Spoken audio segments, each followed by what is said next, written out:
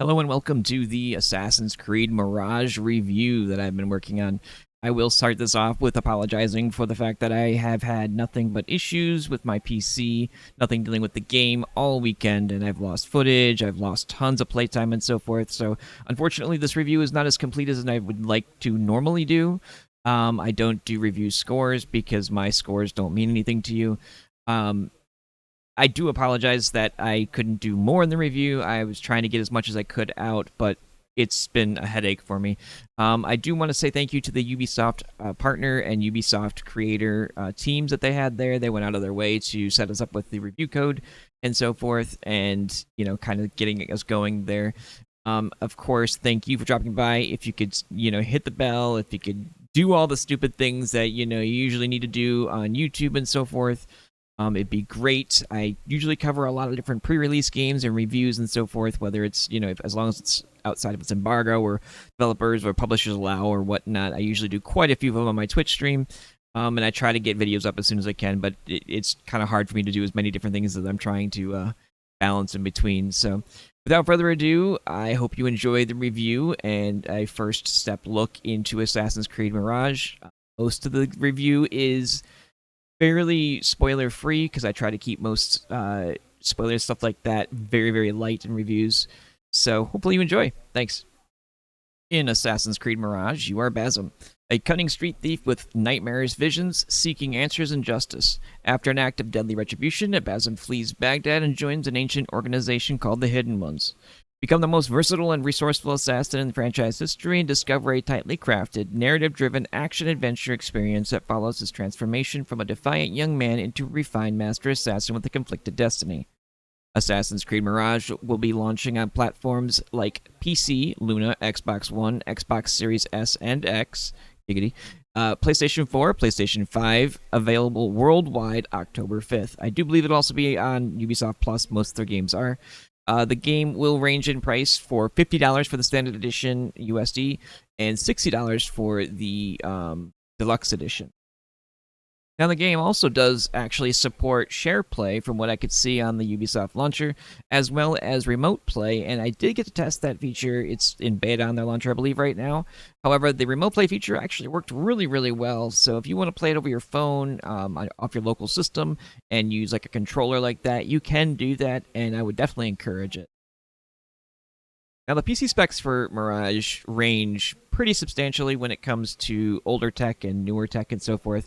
If you want to go back to a 1080p 30 FPS range, you can definitely do that, and you can have a fairly old chip when it comes to your system that you have going. The system that this was tested on was an RTX 3080 Finals Edition card with an AMD 7800X3D at 1440p. I didn't really test too much in 4K. It did hold still stable in 4K. It was a little bit of testing that I did for that. The game also does have multi-monitor and widescreen support, as well as the in-game benchmark. It does allow uncapped frame rate. It has DLSS, Intel XeSS, FSR2, and TAA type options for you as well. Now, the different quality options for DLSS and such that I tested worked really well in balancing out having de novo there, as well as, just keeping the optimizations and the frame rate stable. I didn't really even notice any dips, even in town when it was really condensed and lots of NPCs and things going on. The game did a really, really good job at holding stable, but again, it is on a higher-end system. I'm not sure about lower-end systems when it comes to that situation. Now, the game itself seems to be built with like a Valhalla-type tool set, so you're not going to see like crazy jumps in graphical fidelity or quality. However, the game still looks stunning and amazing, especially in a lot of different areas when you're going through the story and seeing new areas, and especially with how densely populated everything is, having the game run stable out the gate was very welcoming to see with how many problems we've had with a lot of games in the last recent years.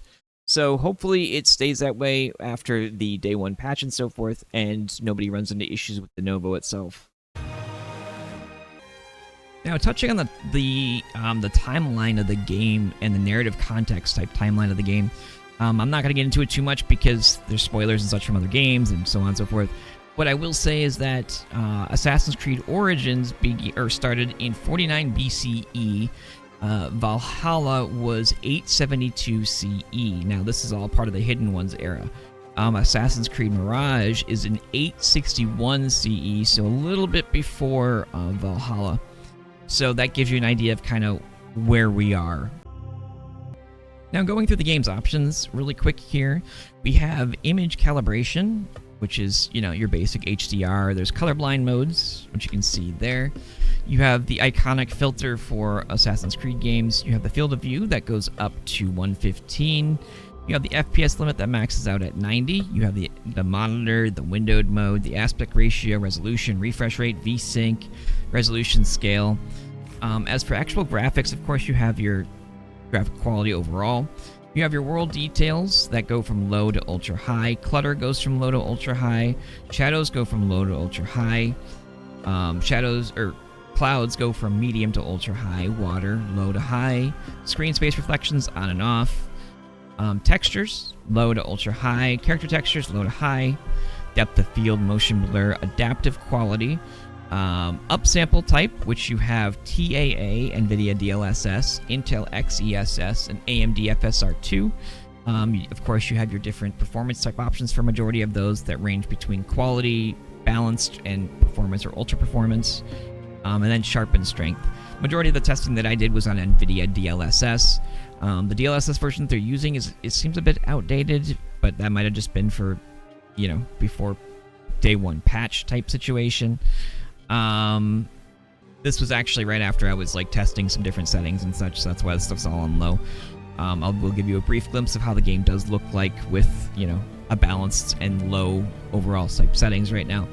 For control options, we have the input mode, we have the default controls preview, we've got the menu hold factor, eagle vertical control, customizing your controls, walking speed, mouse sensitivity, aiming sensitivity, mouse acceleration, XY axis, left-handed mouse accessibility options, locking the cursor, always showing the cursor, some other controller options like sensitivities or axis or vibration, swapping the sticks. For gameplay options, we have photo mode on and off, screen shake off and on, blood effects off and on, difficulty options, which you can kind of see a brief glimpse there, guaranteed pickpocketing off or on, aim assist, you can turn on or off, whatever you want to do there. Now for exploration, you have, for accessibility, like exploration type stuff. Now this, you have closed opportunity, icon distance, viewpoint synchronization, exploration beams, or unguided objective. You can turn on or off there. You have interface area calibration, interface language, which you can see here, different languages, text size, icon game size, hold alternative, the HUD background if you want to make it, or add that to it. Mini quest log, compass, territory panel, celebrations, loot icons, notoriety level, the health and stamina, oxygen gauge, skill points, assassin focus, aiming reticle color, tools, aiming reticle and trajectory, enemy info, target lock, enemy detection, enemy proximity, ranged attack warning, tips and messages, contextual actions, control hints, codex updates. Whew. You can turn all those off or on. Sound, you have the different voice languages here that you can see. Basic volumes and such. You have your dialogue boost, audio dynamic ranges, music frequency you can change, collision sound, accessibility type thing when you bump into obstacles and such. Subtitle display, subtitle languages, which you can see here. You have subtitle size, background, speaker name, closed captions, caption size, background position, menu narration, voice, pace, volume. You do also have the MSI Mystic Light third-party implementation of the game, as well as the AWU app that you can link in, which I will include a picture of the haptic feedback chest. I don't know anything about.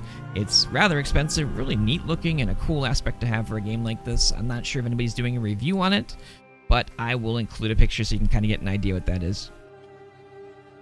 Now, of course, the map is nothing in the scope of something like Valhalla, so don't expect that when going into the game. It is a much more smaller scope of map and more condensed down map, whereas it's, I think, paying tribute more toward the older Assassin's Creed games when there's lots of NPCs around and they're all over the place. You're blending in, you're being more of an assassin in that kind of aspect. Of course, there's always options to do in the city, and the city itself is reactive. You have the pickpocketing option, which you can pickpocket things like keys or unique items or quest items or silver or crafting materials.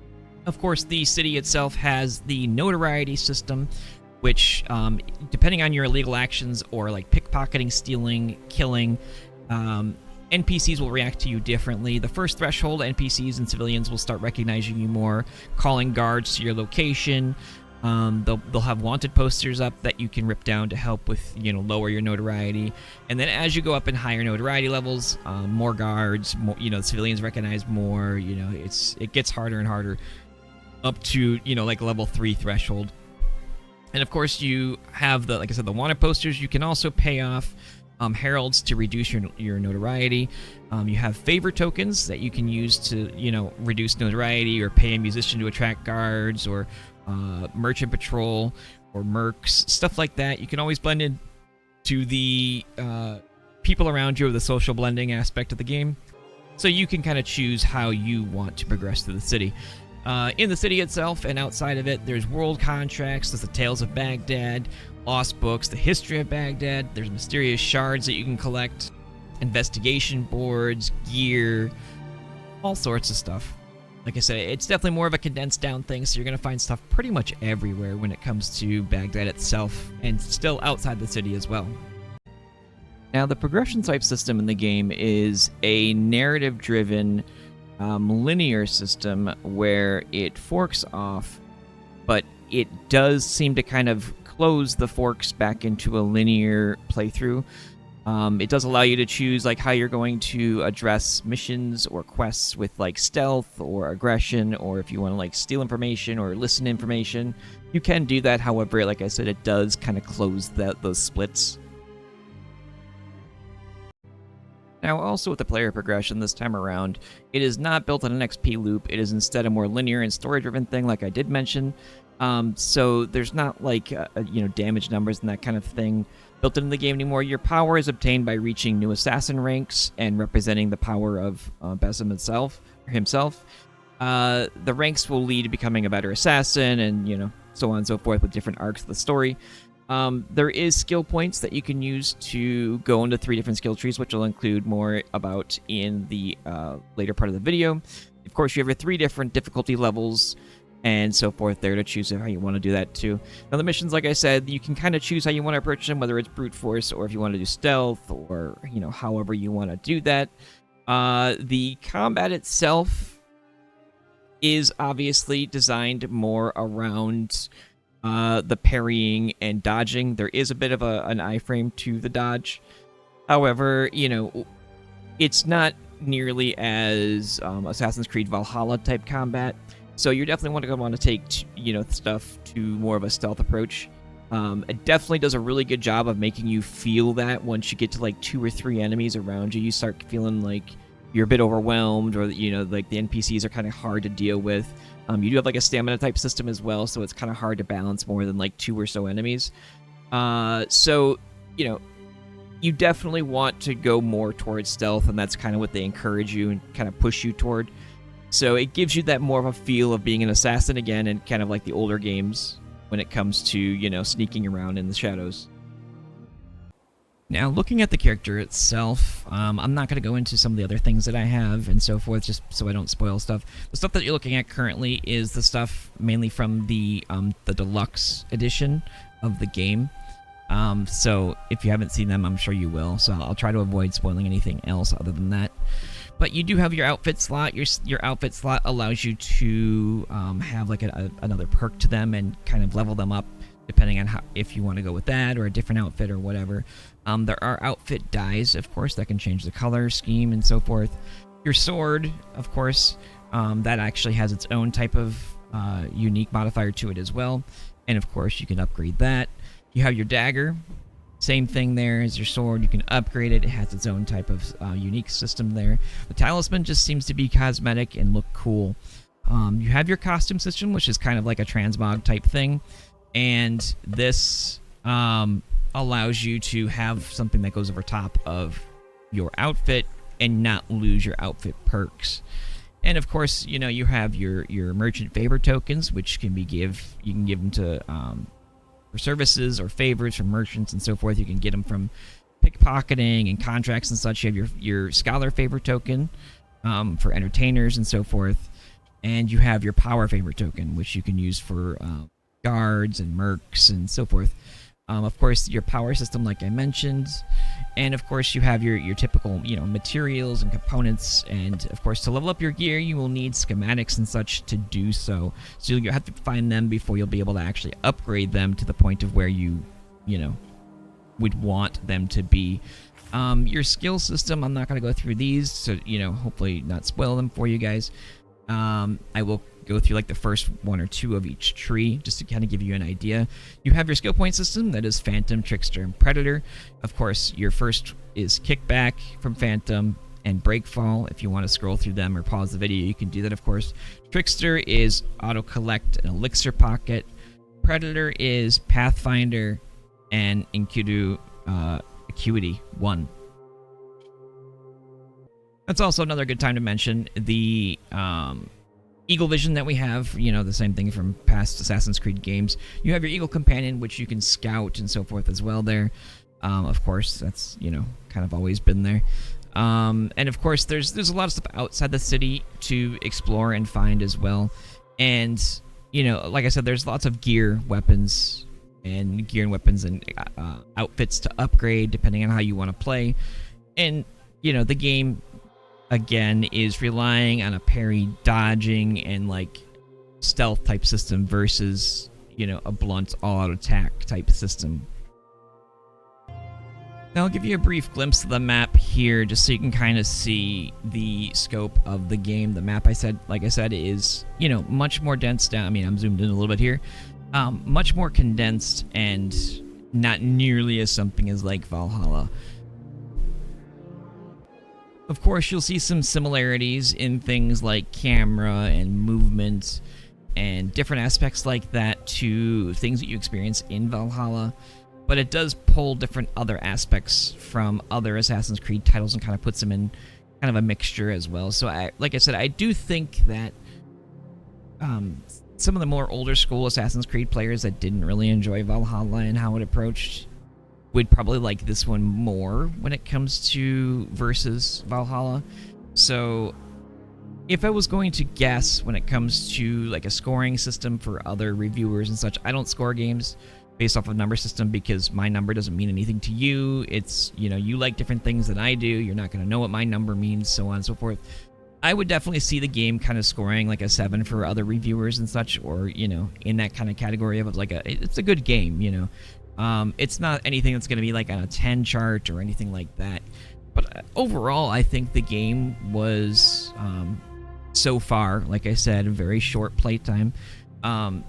Overall, I think the game was pretty fun. I much enjoyed, going back to the more stealth approach to things and getting out there and such. I'm not too keen on the, the smaller, map. I am keen on the whole condensed areas and such. But I really much enjoyed the aspect of being able to wander around in Valhalla and just kind of do whatever I wanted and so forth there. But, that's to each their own. I do think a lot of people will enjoy it, but I do think there will be some that probably won't, kind of in the same category as every game. But hopefully that kind of covered most of the things that you were looking for. If not, like I said, feel free to drop by the stream or, message me on Twitter or X, whatever you want to call it, or anywhere else, and I'll do my best to answer your question. Thank you again to Ubisoft for, supplying the review access and so forth there. As always, they've been awesome. And thank you guys for dropping by. If you can like, subscribe, and so forth. I usually do a lot of different streaming of pre-release titles or things that are in development and so forth, as long as it's, allowable by the publisher or developer. So if you guys want to check that stuff out, feel free to drop by. If not, I fully understand. But without further ado, I hope you enjoy your time in Assassin's Creed and Baghdad. Go have fun.